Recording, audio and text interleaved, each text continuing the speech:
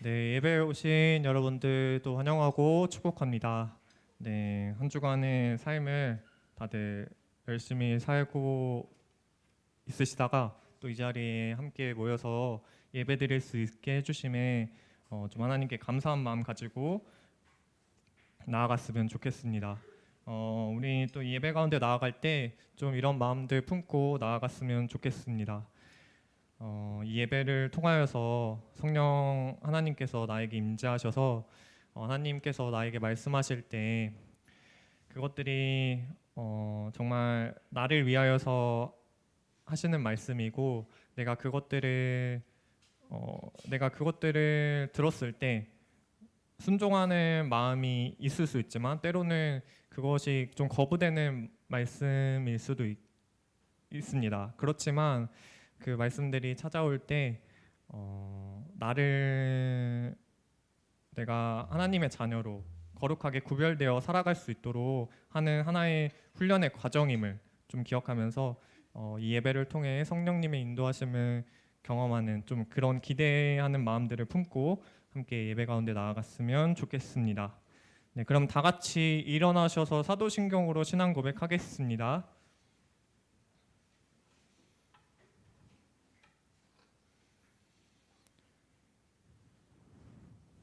전능하사 천지를 만드신 하나님 아버지를 내가 믿사오며 그 외아들 우리 주 예수 그리스도를 믿사오니 이는 성령으로 잉태하사 동정녀 마리아에게 나시고 본디오 빌라도에게 고난을 받으사 십자가에 못 박혀 죽으시고 장사한 지 사흘 만에 죽은 자 가운데서 하늘에 오르사 전능하신 하나님 우편에 앉아 계시다가 저리로서 산자와 죽은 자를 심판하러 오시리라. 성령을 믿사오며 거룩한 공예와 성도가 서로 교통하는 것과 죄를 사하여 주시는 것과 몸이 다시 사는 것과 영원히 사는 것을 믿사옵나이다. 아멘. 함께 박수 치면서 함께 찬양하며 나아갔으면 좋겠습니다.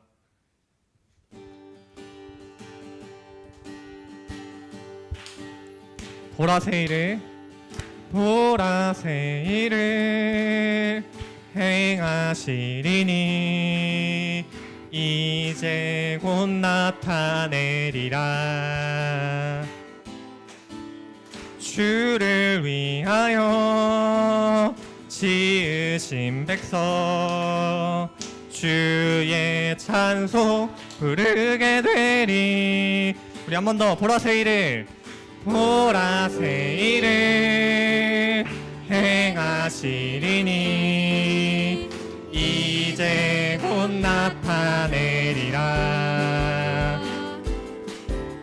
주를 위하여 지으신 백성 주의 찬송 부르게 되리. 광야의 물 솟아나리라. 사막에 꽃 피어나리. 이전 일들을 너희는 기억지 말며 옛적 일들을 생각지도 말라. 보라새 일을 행하시리니 이제 곧 나타내리라. 주를 위하여 지으신 백성 주의 찬송 부르게 되리. 광야의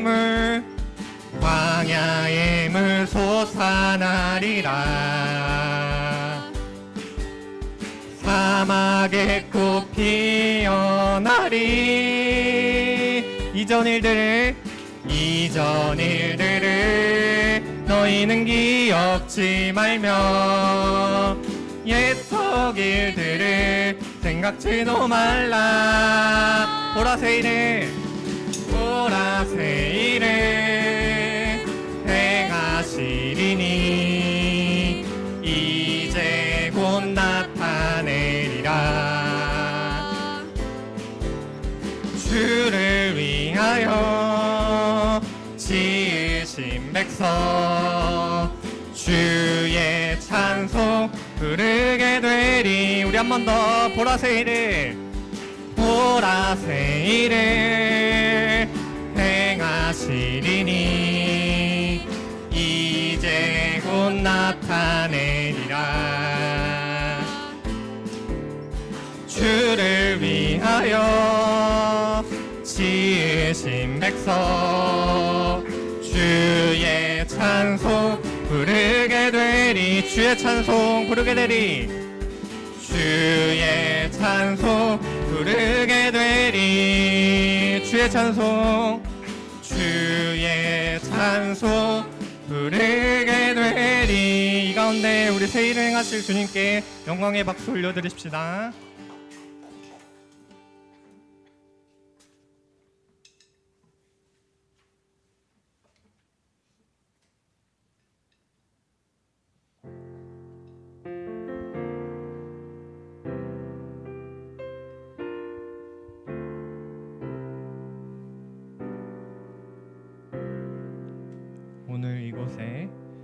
오늘 이곳에 계신 성령님 우리에게 말씀하시고 우리를 가르치소서. 닫힌 우리 맘 열어주시고 주의 빛으로 밝혀 우리를 인도하소서. 오늘 이곳에 계신 성령님 우리에게 말씀하시고 우리를 가르치소서. 닫힌 우리 맘 열어주시고 주의 빛으로 밝혀 우리를 인도하소서. 주님보다 앞서지 않고 겸손하게 주님의 말씀 기다리니 주님 손에 우릴 드립니다. 사랑으로 인도하소서. 우리 처음부터 다시 한번 고백합시다. 오늘 이곳에 계신 성령님 우리에게 말씀하시고 우리 가르치소서. 닫힌 우리 맘 열어주시고 주의 빛으로 밝혀 우리를 인도하소서. 주님보다 앞서지 않고 겸손하게 주님의 말씀 기다리니 주님 손에 우릴 드립니다. 사랑으로 인도하소서. 주님보다 앞서지 않고 주님보다 앞서지 않고 겸손하게 주님의 말씀 기다리니 주님 손에 우릴 드립니다. 사랑으로 인도하소서. 창조하신 모습 떠난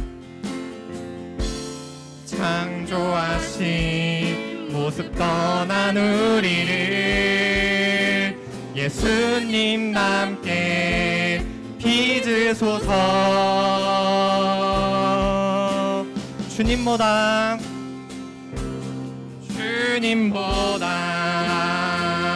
앞서지 하지 않고 겸손하게 주님의 말씀 기다리니 주님 손에 우릴 드립니다. 사랑으로 인도하소.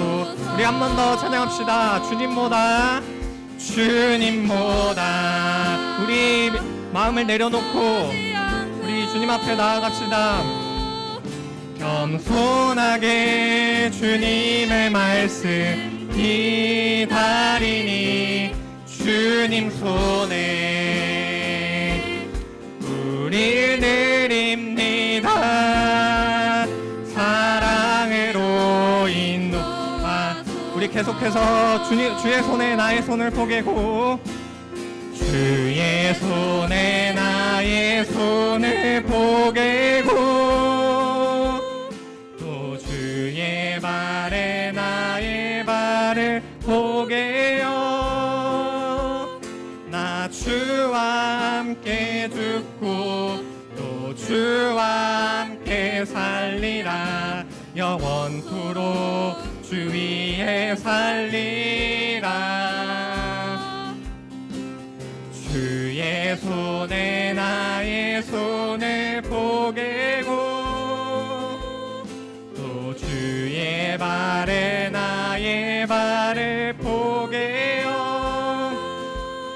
나 주와 함께 죽고 또 주와 함께 살리라. 영원토록 주 위에 살리라.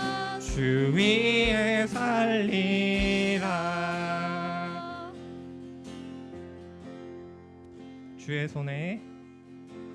주의 손에 나의 손을 포개고 또 주의 발에 나의 발을 포개어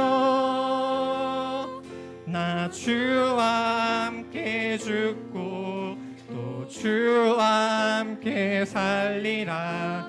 영원토록 주 위에 살리라. 우리 한 번 더 주의 손에 나의 손을 포개고 또 주의 발에 나의 발을 포개어 나 주와 함께 죽고 또 주와 함께 살리라. 영원토록 주 위에 살리라. 주 위에 살리라.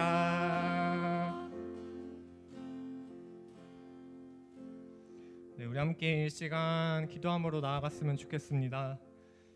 우리 함께 이 시간 기도할 때 우리가 방금 불렀던 찬양의 고백처럼 성령님께서 나를 이 자리뿐만 아니라 내 삶 구석구석에서도 역사해 주시기를 원하십니다. 참 우리는 말씀을 듣고 나아간다고 하지만 우리가 또 삶 속에서 신앙생활을 한다고 나아가지만 여전히 나는 영적으로 어린아이와 같은 모습으로 살아가고 있음을 주님 고백합니다. 주님 앞에 기도하며 나아갈 때 내가 이 영적인 어린아이에서 내가 과연 주님 앞에 어떻게 할 수 있을까 생각해 보게 된다면 주님의 이끄심에 반응하고 내가 작은 것에 구별되어 나아갈 때 하나님께서 나를 인도해 주실 줄을 믿습니다. 비록 지금은 내 앞에 있는 상황들이 뭔가 승리하는 상황이 아니고 뭔가 실패하고 잘 풀리지 않는 그런 모습일지라도 반드시 승리하시는 우리 하나님만 믿고 나아갑시다. 그래서 우리 함께 기도하며 나아갈 때 성령님의 인도하심이 내 삶 구석구석 가운데 역사할 수 있게 해달라고, 내가 주님 앞에 반응하여 작은 것에 구별되어 나아갈 수 있게 해달라고 우리 함께 이 시간 기도함으로 나아갑시다. 같이 기도하겠습니다. 하나님 아버지, 주님 이 시간 하나님 앞에 기도하며 나아갈 때 주님 우리를 이끄시며 우리를 인도하시는 주님 앞에 내가 나아가길 원합니다. 하나님 나의 이 작은 고백들을 붙들어 주시옵소서. 내가 주님의 말씀을 따른다고 하지만 여전히 나는 영적으로 어린아이와 같은 모습이 나에게 있음을 주님 고백하며 나아갑니다. 주님, 내 모습 이대로 하나님 앞에 나아갑니다. 하나님, 나의 이 고백을 붙들어 주시고 내가 주님 뜻대로 살아갈 수 있도록 나에게 그 마음 허락하여 주시옵소서.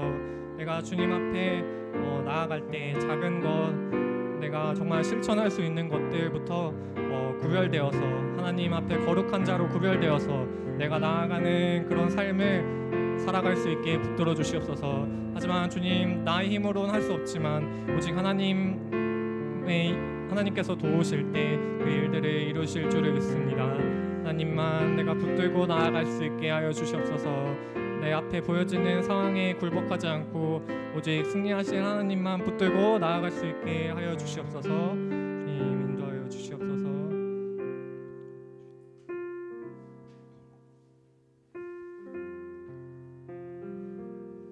네, 최유영 선생님께서 대표기도 해주시겠습니다. 사랑의 주님, 감사합니다. 한 주간도 저희를 지키셨다가 이렇게 은혜의 자리로 인도하여 주심에 감사와 찬양을 올려드립니다.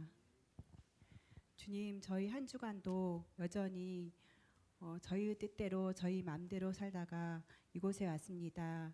저희의 연약함 고백합니다. 주님, 저희 마음이 오로지 나를 주장하면서 또 내가 좋아하는 것들 따라가며 살아왔을지라도 저희를 기다리시고 늘 애쁘시다고 말씀하여 주시고 저희를 사랑으로 기다려 주시는 그 주님께 감사와 찬양으로 예배 드리기를 원합니다. 주님, 함께 하셔서 이 예배를 받아 주시옵소서. 주님, 이제 독선동 축제가 20일 시작됩니다. 주님께서 함께 하셔서 그 시간을 통하여서 섬기시는 분들에게 큰 은혜를 주시고 건강을 허락하여 주셔서 그 일을 감당하게 하여 주시고 또한 그 많은 사람들이 와서 하나님의 은혜를 경험할 수 있는 자리가 되게 하셔서 열매 맺게 하여 주시옵소서.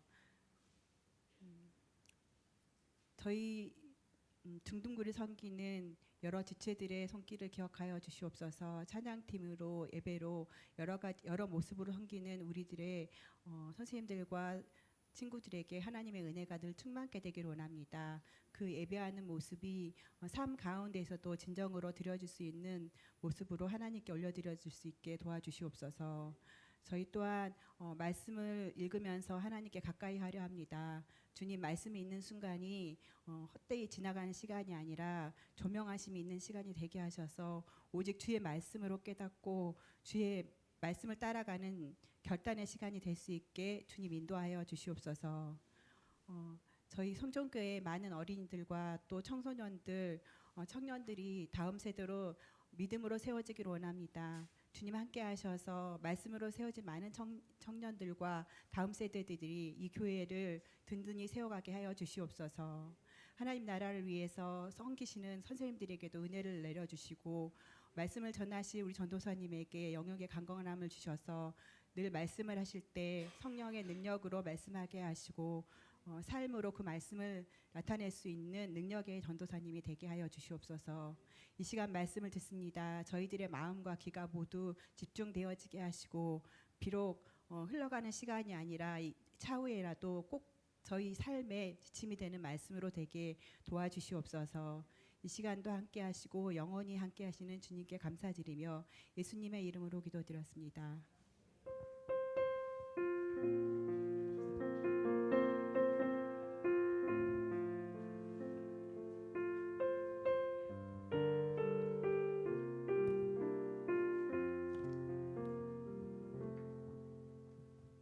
이 시간 하나님께 예물 드리겠습니다.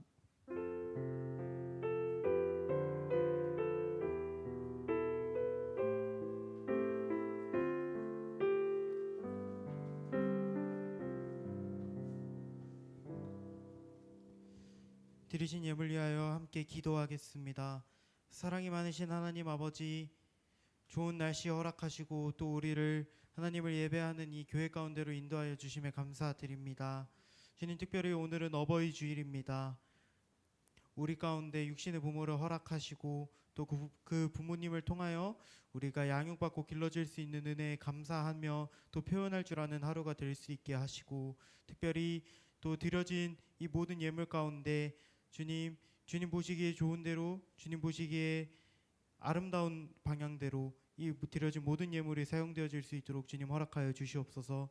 주님, 특별히 언제나 항상 나의 것을 주님의 것이라 내어드릴 수 있는 물질의 축복과 또 넉넉한 마음을 허락하여 주사, 언제 어디서나 나의 물질을, 나의 소유를 주님의 것이라 인정할 수 있는 그런 모든 학생들 될 수 있도록 은혜 베풀어 주시옵소서. 모든 말씀 예수님의 이름으로 기도드립니다. 아멘. 오늘 볼 하나님의 말씀은 에베소서 6장 1절에서 3절입니다. 에베소서 6장 1절에서 3절입니다. 신약 성경 316페이지에 있습니다. 신약 성경 316페이지 에베소서 6장 1절에서 3절입니다. 에베소서 6장 1절에서 3절입니다.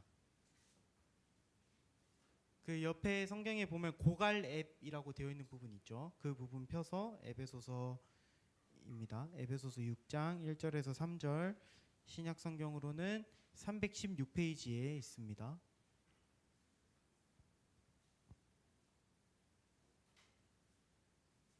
다 찾으신 줄로 알고 우리 짧으니까요, 세 구절을 다 한 목소리로 크게 읽어보도록 하겠습니다. 시작. 자녀들아, 주 안에서 너희 부모에게 순종하라. 이것이 옳으니라. 내 아버지와 어머니를 공경하라. 이것은 약속이 있는 첫 계명이니 이로써 내가 잘되고 땅에서 장수하리라. 아멘. 여러분, 5월 8일이 무슨 날이었죠? 그렇죠, 어버이날 때 효도했다. 꽤 있어. 우리 효자들이 꽤 있습니다. 좋습니다. 우리 또 효도한 친구들도 있고, 우리는 항상 1년에 한 번씩 이렇게 부모님께 감사하는 마음을 표현하는 날을 가지죠. 특별히 좀 우리나라가 다른 나라에 비해서 더 부모와 자녀가의 관계가 다른 나라보다 훨씬 더 좀 돈독하고 특별한 특징이 있습니다. 외국의 경우에는 이 부모와 자녀와의 관계에서 자녀의 독립성과 자율성을 좀 많이 존중하고 부여하지만, 한국의 경우는 부모와 자녀의 결속을 더 강조합니다. 하나됨을 강조하고 가족으로서의 하나된 공동체를 더 강조하죠. 그렇다 보니 한국의 부모님들은 다른 나라의 부모님들보다 더 끼치는 영향력이 더 큽니다. 자녀들에게, 우리에게, 여러분에게 끼치는 영향력이 훨씬 큰 거죠. 저를 포함한 여기 있는 모든 사람들은 다 부모님들의 헌신을 통해서 자란 사람들입니다. 지금까지도 그렇게 자라왔고, 앞으로도, 그리고 지금도 계속해서 부모님들의 헌신을 경험하고 있죠. 또한 부모님들께서 우리를 위해서 어떻게 헌신을 하셨고, 부모님께서 우리를 위해서 어떻게 하셨는지는 물론 우리 눈에 다 보이지는 않지만 감히 이렇다 저렇다 이루 말하기가 어려울 정도죠. 자, 전도사님의 아버지가 팔팔할까요? 전도사님이 팔팔할까요? 그렇죠. 전도사님이 당연히 팔팔하겠죠. 더 젊으니까. 그럼에도 불구하고 전도사님이 항상 늦게 자고 아침에 이렇게 일찍 일어날 때면 항상 느끼는 게 있는데, 전도사님하고 아버지하고 나이가 딱 33살 차이가 납니다. 그 정도 차이가 나는데, 전도사님의 아버지가 전도사님보다 나이가 압도적으로 많고 건강도 아버지가 압도적으로 안 좋으시면서도 아침에 훨씬 잘 일어나고 아침에 항상 자기 맡은 일을 해내려고 나가시는 모습이 전도사님보다 항상 훨씬 부지런하다라는 생각을 많이 해요. 그래서 요즘 참 어떻게 하면 저렇게 할 수 있을까?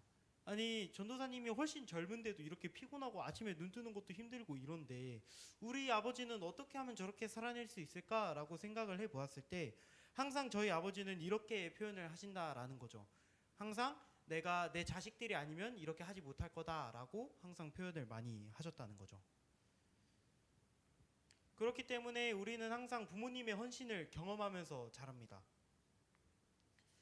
우리가 어렸을 때부터 부모님의 헌신을 경험하고 그리고 부모님의 헌신을 통해서 그 밑바닥에서 그리고 그 아래에서 항상 그것을 배경으로 자라지만 이런 사랑이 많으시고 헌신이 많으시는 이런 부모님과 갈등을 겪게 되는 순간이 있다라고 한다면 사실 본격적인 갈등을 겪게 되는 그 순간이 청소년기부터인 것 같아요. 청소년들의 고민 상담 순위가 있더라고요. 거기에서 가족이라는 카테고리가 4위를 차지를 했습니다.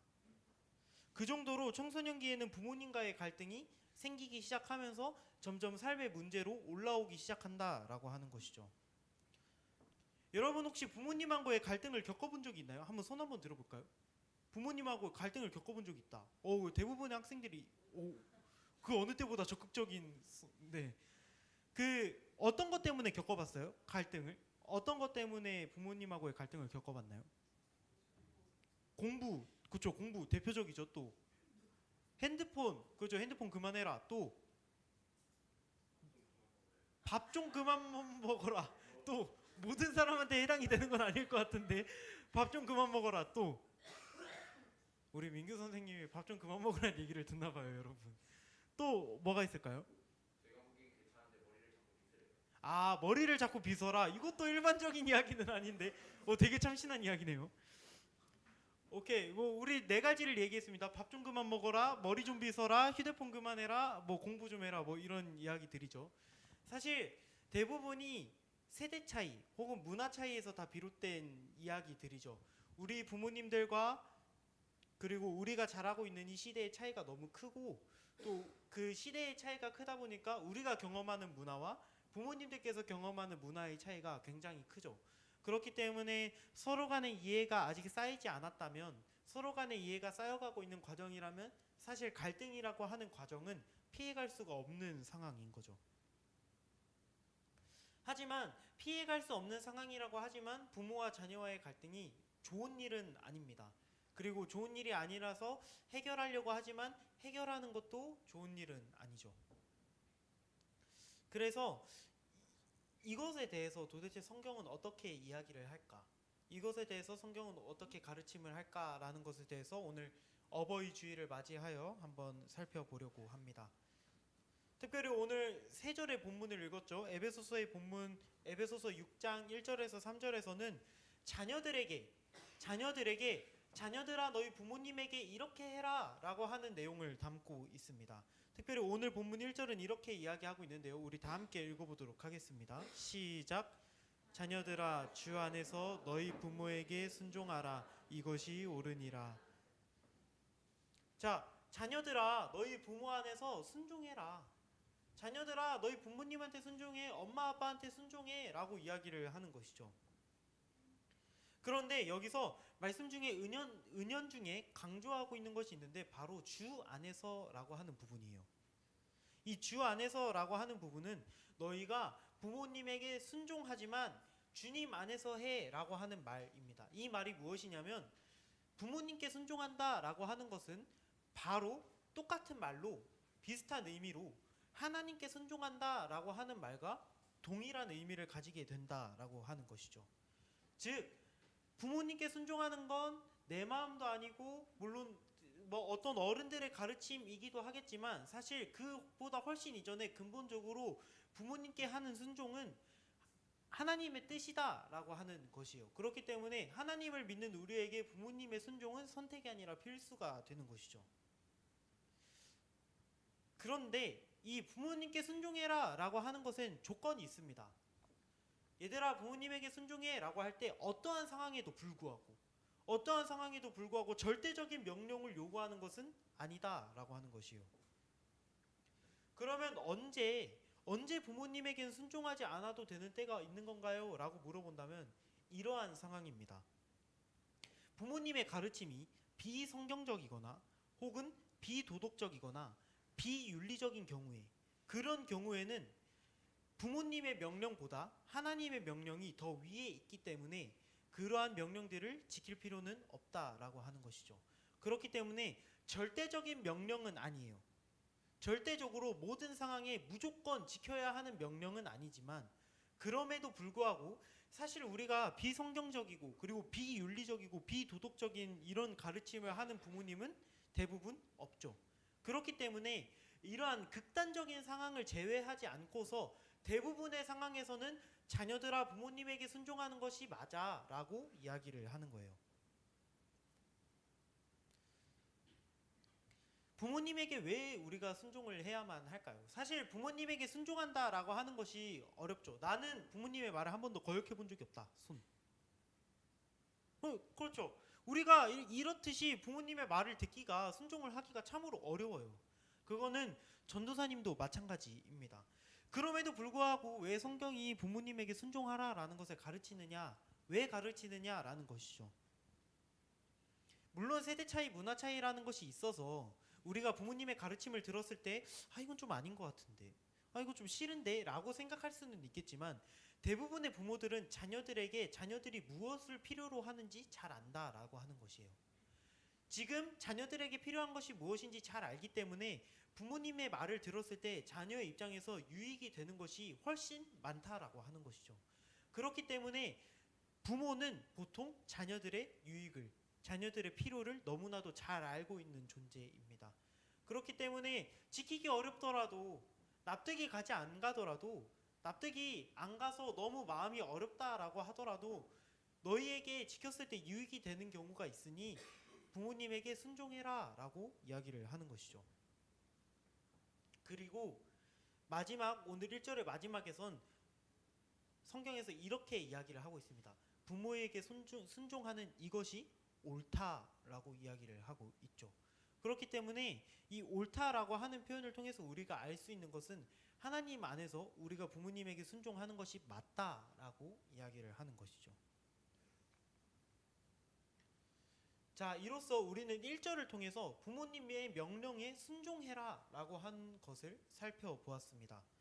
그런데 이어서 2절에는요, 단순히 이 순종보다 조금 더 높은 차원의 이야기를 하고 있는데요. 이어서 오늘 본문의 2절을 다 함께 읽어보도록 하겠습니다. 시작. 내 아버지와 어머니를 공경하라. 이것은 약속이 있는 첫 계명이니. 아멘. 자, 이번에는 1절에서는 순종하라를 얘기했고요. 2절에서는 무엇을 하라고 얘기를 했죠? 그렇죠. 공경하라라고 이야기를 했습니다. 자, 여러분, 공경의 뜻이 뭘까요? 내가 공경이라는 단어를 좀 들어봤다. 보통 우리가 좀 잘 안 들어볼 법한 단어죠. 그렇다면 우리가 이렇게 한번 생각을 해봅시다. 순종과 공경의 차이는 무엇일까?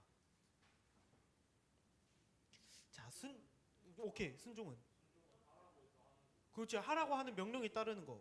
공경은 자기가 스스로 하는 것. 오, 굉장히 유사한 답변이 나왔어요. 박수 한번. 우리 하진이를 위해서 박수 한번. 굉장히 유사한 답변이 나왔는데 이게 뭐냐면, 순종은 단순히 너 이거 해 라고 했을 때 그냥 그 명령에 단순히 순종하는 걸 이야기를 하는 거예요. 내 감정 상태가 어떻든, 내 마음 상태가 어떻든, 내가 이 명령을 이해하든 이해를 하지 못하든 단순히 그 일을 하는 것에 의미가 달려 있는 것이죠. 그렇다면 공경이라고 하는 것은 어떤 거냐면, 1차적으로는 부모님을 사랑하고 존경하는 마음을 나타냅니다. 다시 한번 얘기해 볼게요. 공경은 부모님을 사랑하고 존경하는 마음을 나타내는 겁니다.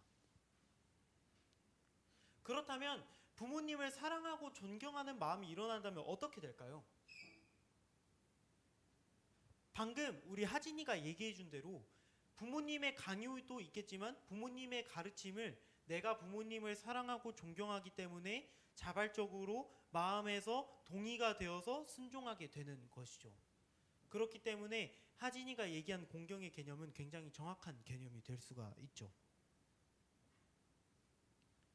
성경은 그래서 이렇게 얘기를 하는 거예요. 부모님께서 우리를 위해서 얘야, 누구야, 아무개야, 이렇게 해, 저렇게 해, 너네 공부해야 되지 않겠니?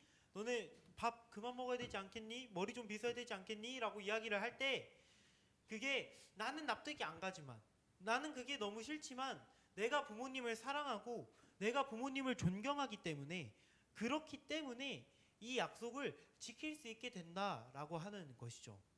성경에서 단순히 억지로 일을 해, 억지로 그 명령을 따라 뿐만 아니라 너희 마음이 부모님을 존중하고 사랑해야 돼 라고 이야기를 하는 것이죠.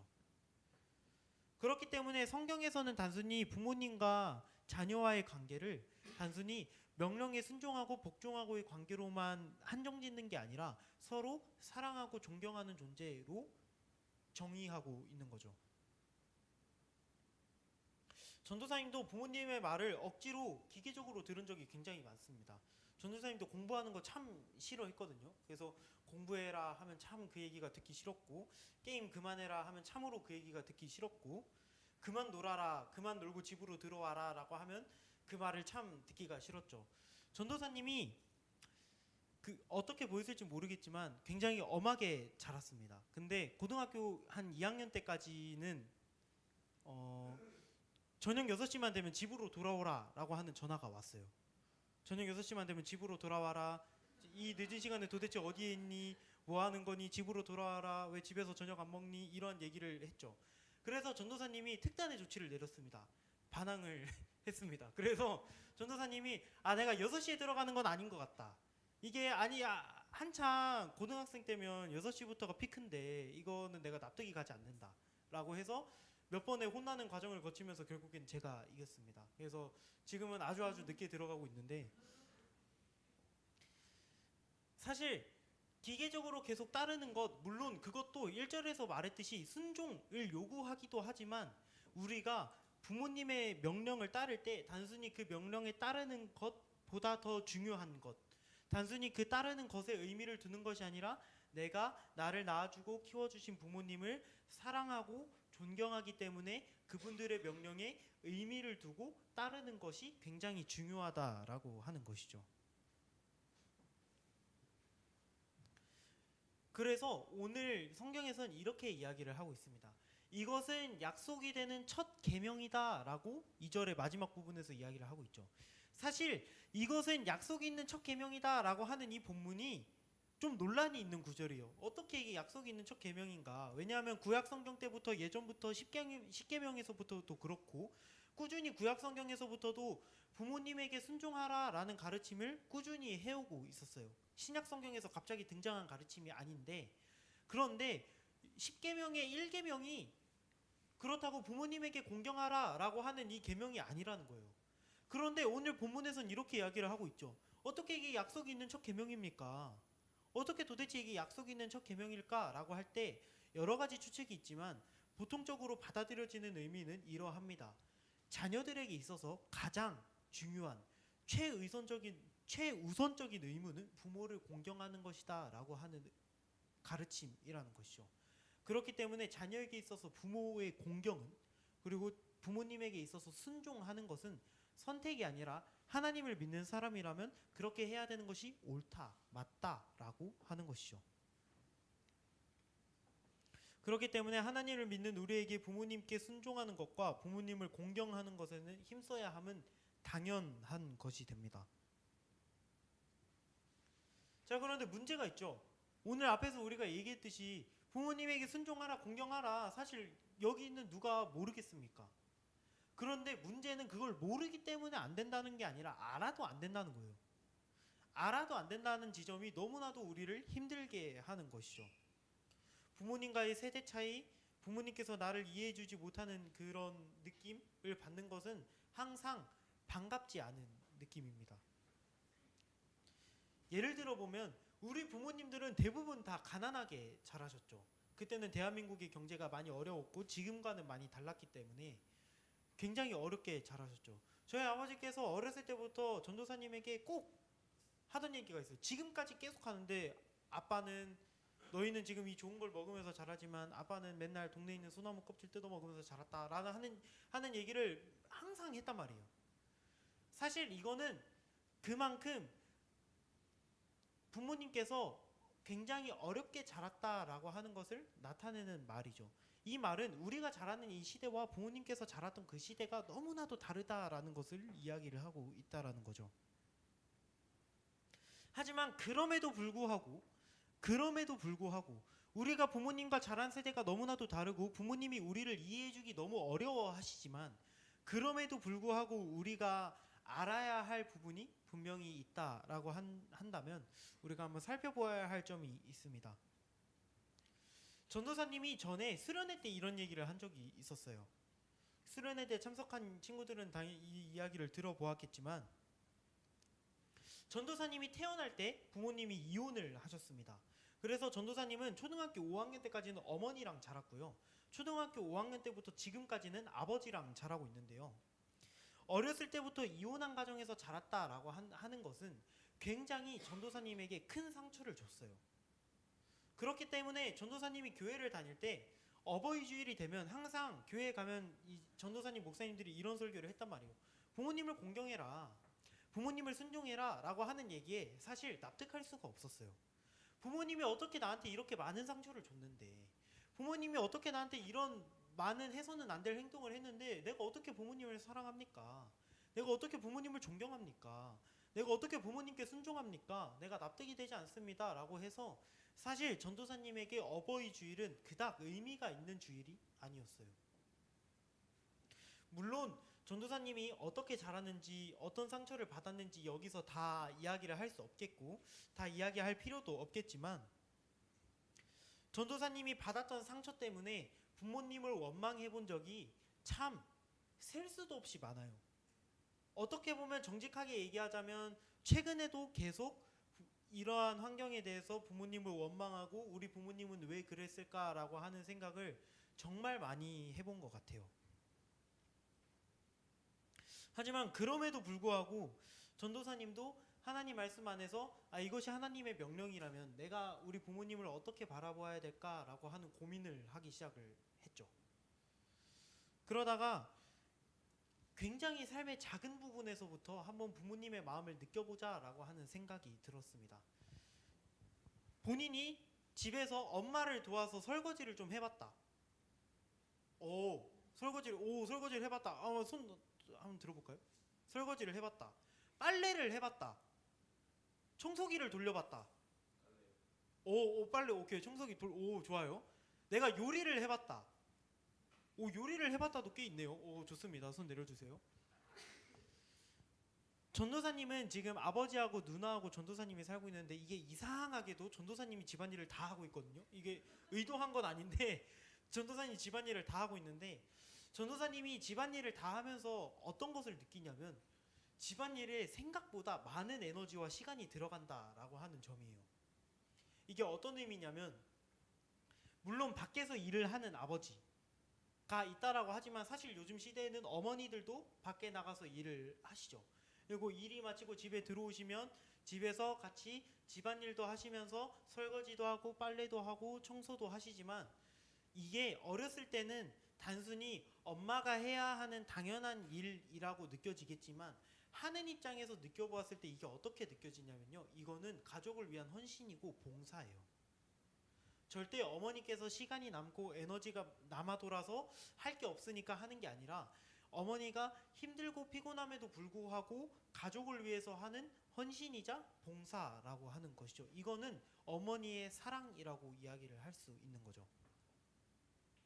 전도사님이 집안일을 하면서 예전에 이런 얘기를 들은 적이 있어요. 점심 준비를 하고 가족들이 점심을 먹고 점심 정리를 하고 설거지를 하고 빨래를 하고 청소를 하고 뒤돌면 다시 저녁을 준비할 시간이라는 거예요. 그래서 어머니들은 다시 쉬는 시간 없이 저녁을 준비하고 저녁을 먹고 다시 저녁을 정리하고 잘 준비를 하고 이렇게 하면 잘 시간이 됐다는 거죠.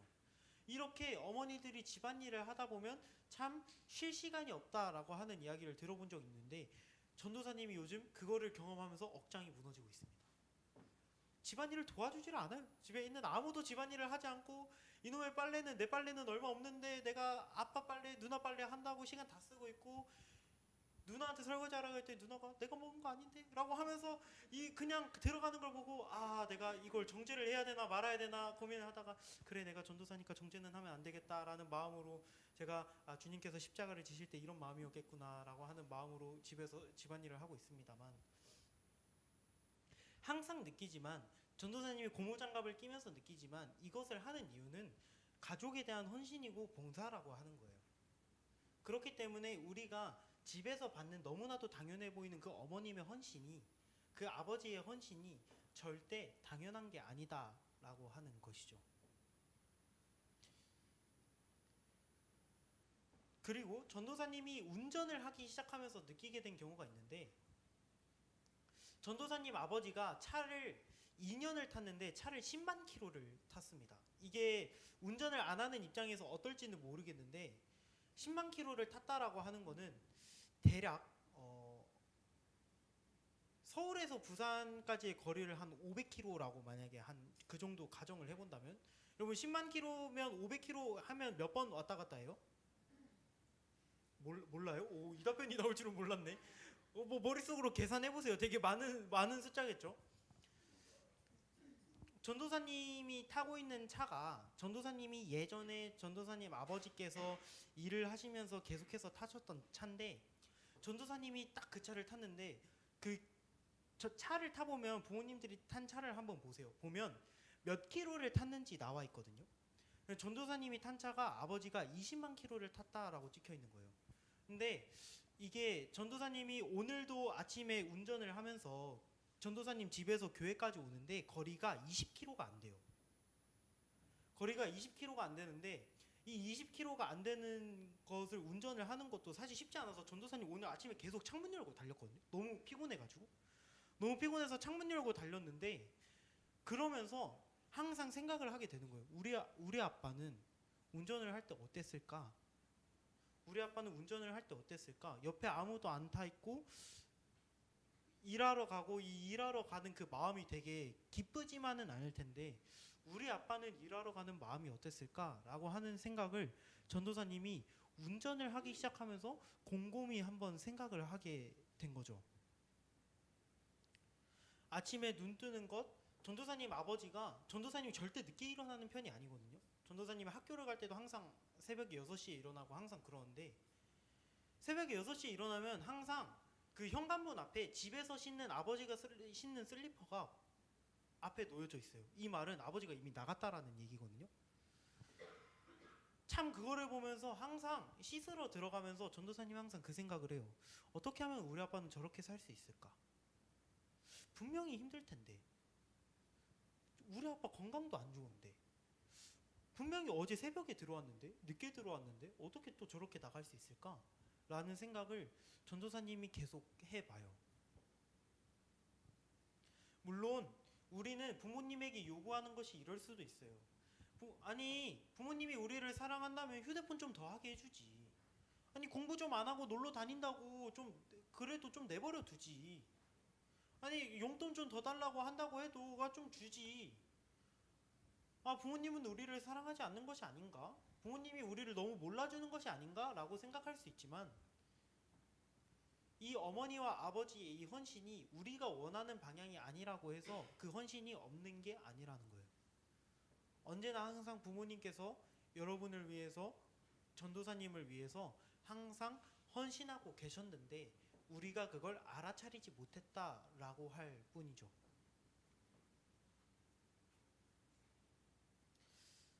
전도사님이 이렇게 집안일을 하고 운전을 하고 아침에 일찍 일어나면서 일과를 해내면서 깨달은 지점이 있다면, 전도사님도 부모님한테 받은 상처가 굉장히 많지만, 전도사님도 아직도 부모님에게 납득할 수 없고 부모님을 사랑하기 어려운 부분들이 굉장히 있지만, 그럼에도 불구하고 전도사님이 이 삶을 통해서 알아낸 것은, 아, 우리 부모님이 참 우리를 사랑했구나. 아, 나를 사랑하지 않았다면, 부모님이 우리를 사랑하지 않았다면 저렇게 못 살겠다 라고 하는 결론에 이르게 된 거죠. 부모님께서 자녀들을 사랑하는 그 마음은 함부로 재일 수 없을 만큼 굉장히 크다라고 하는 것을 우리가 알아야 된다라고 하는 것이죠. 말씀을 맺겠습니다. 부모님께서 우리에게 많은 사랑을 쏟아 부어 주셨어요. 물론 우리는 만족하지 못하고 납득하지 못할 수도 있겠지만, 그럼에도 불구하고 성경은 이렇게 얘기하는 거예요. 부모님께 순종해. 그리고 단순히 순종만 하는 게 아니라 공경해 라고 이야기를 하는 것이죠. 여러분, 우리가 부모님께 순종하고 공경한다면 우리가 할 수 있는 게 어떤 것이 있을까요? 부모님을 공경한다면 우리가 단순히 부모님의 말을 듣는 것에서 부모님과 자녀와의 관계를 끝내는 것이 아니라 부모님을 공경한다면, 사랑하고 존경한다면 여러분 어떻게 하는 것이 좋을까요? 우리는 1년에 한 번 5월 8일이라는 날짜에 어버이날을 기념하여 부모님께 선물도 드리고 낳아주고 길러주셔서 감사합니다라는 인사를 드리고는 하죠. 전도사님도 이번에 모처럼 1년에 하루라도 효도를 한번 해봐야겠다라는 마음으로 꽃풍선을 준비하고 그 나이키 바람막이, 어떤 그런 같은 이 천조갈인데 왜 그거는 그렇게 비싼지, 그 나이키 바람막이와 또 태블릿을 또 이렇게 같이 준비를 해서 전도사님의 통장 잔고가 지금 울고 있습니다. 그런데 전도사님이 선물을 준비하면서 이러한 생각을 해봤어요. 5월 8일이 아니면 이런 거를 할 수 없을까? 라는 생각을 한번 해보았습니다. 공교롭게도 이번 주에 5월 8일이 있으면서 전도사님이 설교 준비를 하면서 굉장히 마음에 찔렸어요. 내가 5월 8일이 아니면 이런 것을 할 수 없을까? 내가 5월 8일이 아니면 부모님에게 따뜻한 말 한마디, 낳아주고 길러주셔서 감사합니다, 엄마 아빠 고마워 라는 이 간단한 말 한마디라도 내가 할 수는 없을까? 라고 했을 때 성경에서 말하는 건 5월 8일 너희 어버이날 지키지 그 딱 하루 효도해가 아니라 평소에 우리가 살아가면서 공경하라는 거예요. 엄마 아빠가 아침에 밥 차려줄 때 감사합니다, 엄마 밥 차려줘서 고마워, 엄마 우리 위해서 이렇게 해줘서 고마워 라는 말 한마디, 이 한마디가 자녀가 부모를 공경하는, 자녀가 부모를 사랑하는, 부모님의 사랑에 우리가 순종하고 보답할 수 있는 정말 작고 별거 아닌 거겠지만 그런 행위가 될 수 있다라고 하는 것이죠. 그리고 이거는 부모님께 순종하는 것은 선택이 아니라 필수라는 거예요. 왜냐하면 부모님께 순종하는 것은 곧 하나님께 순종하는 것과 같다라고 하는 것이기 때문이에요. 여러분, 그렇기 때문에 우리가 부모님께 순종하라라고 하는 것 가볍게 여기지 않았으면 좋겠습니다. 좀 무겁게 한번 생각을 해봤으면 좋겠고 좀 진지하게 한번 생각을 해봤으면 좋겠어요. 이것도 하나님의 말씀이라는 점에서, 이것도 부모님께 순종하는 것이 하나님께 순종하는 것이다 라는 점에서 우리가 조금 진지하게 하나님께 순종한다 라는 마음으로 부모님께 순종한다 라고 하는 이 마음이 필요하다라고 하는 것이죠. 우리 하나님께 순종하는 것이 부모님께 순종하는 것이다, 이런 마음 품고 우리 함께 순종을 좀 결단하면서 함께 이렇게 찬양해 보았으면 좋겠습니다.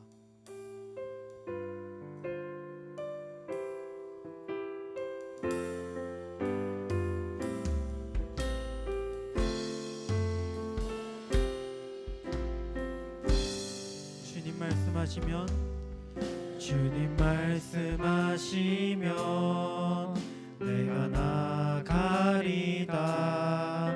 주님 뜻이 아니면 내가 멈춰서리다.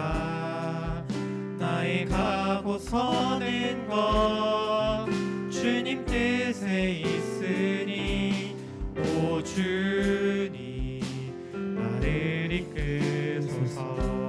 주님 말씀하시면, 주님 말씀하시면 내가 나가리다. 주님 뜻이 아니면 내가 멈춰서리다. 나의 가고 서는 것 주님 뜻에 있으니 오 주님 나를 이끄소서. 뜻하신 그곳에, 뜻하신 그곳에 나 있기 원합니다. 이끄시는 대로 순종하며 살리니 연약한 내 영혼 통하여 일하소서. 주님 나라와 그 뜻을 위하여 뜻하신 그곳에 나 있기 원합니다.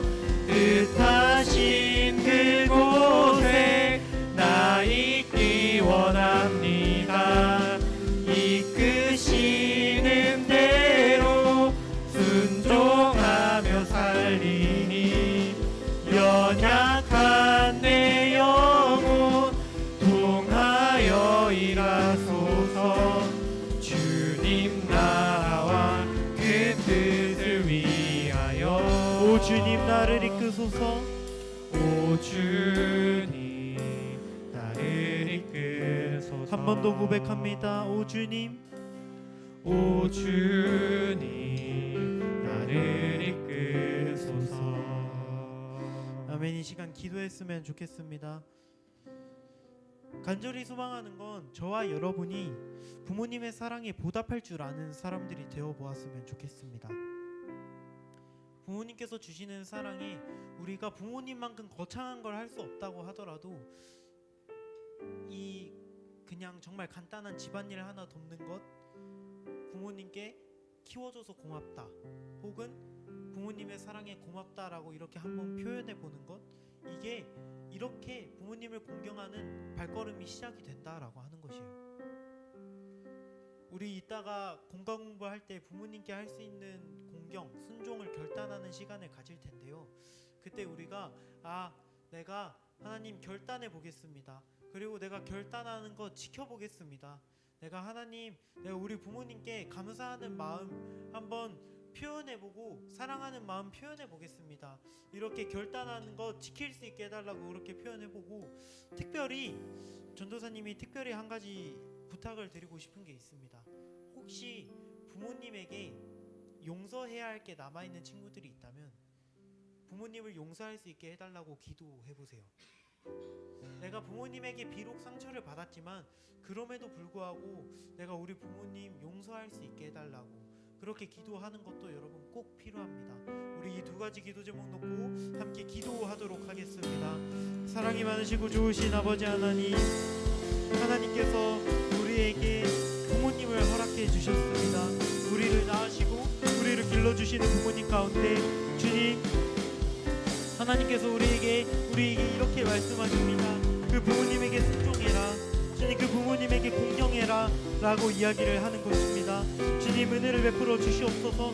주님, 우리가 주님 자라가면서 우리가 이 가정 가운데 있으면서 부모님과의 이해관계에서 이해가 되지 않고 갈등이 있어 부모님에게 순종하기 어렵고 공경하기 어려운 상황이지만 주님 그럼에도 불구하고 성경에서 하나님의 명령이고 하나님의 말씀이기에 주님 우리가 순종하고 부모님을 사랑하고 존중해 보기를 주님 간절히 소망합니다.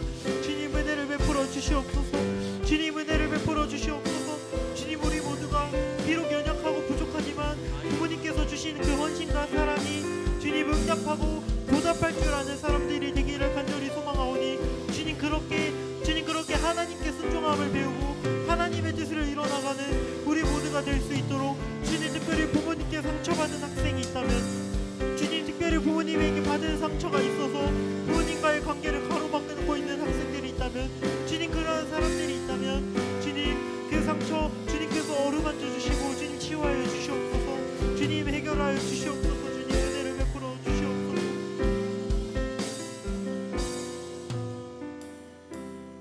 사랑이 많으신 하나님 아버지, 우리는 청소년의 시기를 지나면서 또 인생의 시기를 지나면서 우리는 부모와 자녀와의 갈등 가운데 있습니다.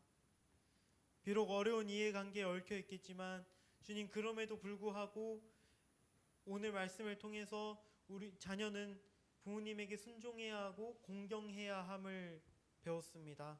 주님 간절히 소망하오니 부모님을 사랑하고 존중하여 부모님께 순종할 수 있는 그런 학생들이 될 수 있도록 우리의 마음을 만져 주시옵소서.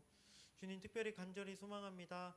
혹시나 여기 모여있는 이들 중에 부모님에게 받은 상처가 있어서 부모님과의 관계 가운데 담을 쌓고 있는 학생들이 있다면 주님 그들의 가정을 어루만지시고 또 그들의 상처를 어루만져 주셔서 담을 허물 수 있게 하시고 진정으로 부모를 공경할 수 있도록 주님 은혜를 베풀어 주시옵소서. 주님 그러므로 말미암아 하나님의 뜻에 순종하고 하나님의 순종할 줄 아는 그런 귀한 우리 성춘교회 중등부가 될 수 있도록 허락하여 주시옵소서. 모든 말씀 예수님의 이름으로 기도드립니다. 아멘. 주님께서 우리에게 알려주신 기도로 예배를 마무리하도록 하겠습니다. 하늘에 계신 우리 아버지여, 이름이 거룩히 여김을 받으시오며 나라의 마옵시며 뜻이 하늘에서 이루어진 것 같이 땅에서도 이루어지이다. 오늘날 우리에게 일용할 양식을 주옵시고 우리가 우리에게 죄 지은 자를 사하여 준 것 같이 우리 죄를 사하여 주옵시고 우리를 시험에 들게 하지 마옵시고 다만 악에서 구하옵소서. 대개 나라와 권세와 영광이 아버지께 영원히 있사옵나이다. 아멘.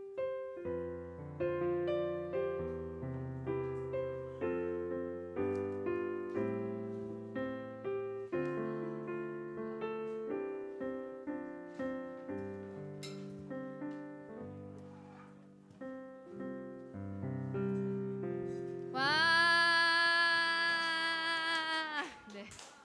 예배 오신 여러분을 환영합니다. 네, 10분 전에 계속 나와서 예배해 주시고요. 아, 그리고 핸드폰을 낼 때 무음으로 해 주세요. 진동 말고. 진동 말고 무음으로 꼭 해. 아니면 전원을 끄든지. 예. 어? 아이폰은 그러면 전원을 꺼서 내 주세요. 지금 계속 울려 가지고 지금 몇 개 껐어요. 예, 자기께 꺼져 있으면 아 이거 선생님 껐구나 생각해 주시고요. 그 다음에 성경 탐사 지금 계속 진행이 되고 있습니다. 6월에 또 이제 6월이 얼마 안 남았죠? 그래서 6월까지 최선을 다해서 해주시기 바라고요. 이거 계속 잘 작성하고 있죠? 예. 자, 그다음에 가정통신은 또 혹시 가져오신 분 있나요? 저번에도 말했듯이 갖고 왔어요? 네, 잘했어요. 선생님께 내주시고요. 5월까지 등록을 하면 20% 할인이래요. 그래서 원래는 4만 원이지만 3만 2천 원? 네, 3만 2천 원. 그래서 그 회비를 가지고 오든지 아니면 부모님을 통해서 계좌를 이체를 하든지 하는 것들을 5월까지 마무리를 하셔야 3만 2천 원에 갈 수가 있습니다. 예, 꼭 반드시 신청을 해주시고요. 간성통신문 더 필요하신 분은 말씀해 주세요. 문의사항은 전사님께 말씀해 주시고요. 자, 그 다음에 돌아오는 토요일에 여기 우리 공원 있죠? 이게 무슨 공원이죠? 이거 다목적 공원에 그래서 어린이 축제를 합니다. 내가 어린이다라고 생각하는 사람은 나 어린이 하는 사람, 놀고 싶어하는 사람은 같이 와서 지금 같이 했으면 좋겠습니다. 우리 지금 실내 농구대도 지금 설치를 할 거예요.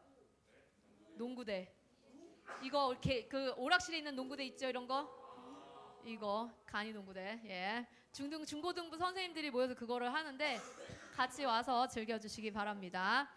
그리고 지금 여기 주보에는 없지만 다음 주에, 다음 주 아니고 다음 주에는 온가족 예배를 드려요, 여러분. 그래서 다음 주에 다시 광고를, 다음 주 아니야, 다다음 주에요. 다다음 주에 여기서 예배를 드리는 게 아니라 11시에 본당에서 부모님들과 함께 예배를 드릴 거예요. 그래서 기억해 주시고요. 다음 주 아니고 다다음 주입니다. 기억해 주세요. 다음 주는 몇 시? 10시. 그래서 여기서 같이 예배 드리도록 하겠습니다. 네, 반별 모임 해주시고요. 교사 모임 있으니까 30분에 꼭 끝내서 같이 보여주시기 바랍니다. 다음 주에 봬요. 빠이.